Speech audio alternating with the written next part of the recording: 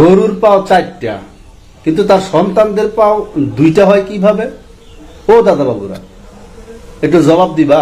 তোমার উত্তরটা পরে দিই, বুঝছেন? তার আগে মোর একটা উত্তর দাও তো। আচ্ছা, ছাগলেরও দাঁড়িয়েছে, তোমারও দাঁড়িয়েছে।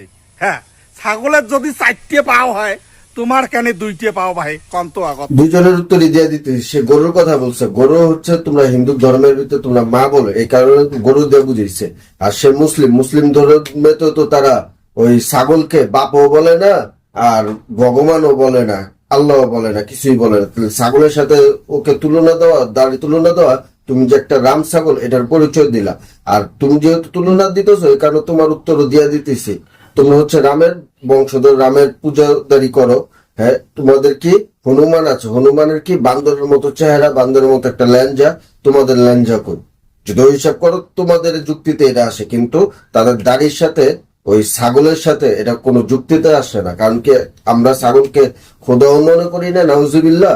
আমরা ছাগলকে ওই বাপ মাও মনে করি না। তোমরা গরুকে মনে করো আর হনুমানকে মনে করো, এই কারণে তোমাদেরকে তুলনা দেওয়া হয় যে গরুর সন্তানের মতো। আর হচ্ছে গরুর পাও 4টা, তোমাদের পাও 2টা কেন? আর ওই বান্দর হনুমানের ল্যাঞ্জা আছে, তোমাদের ল্যাঞ্জা নাই কেন? এটি হলো যুক্তি। উল্টা পাল্টা ছাগলের মতো যুক্তি দিয়া ছাগলের নিজের পরিচয় দিও না।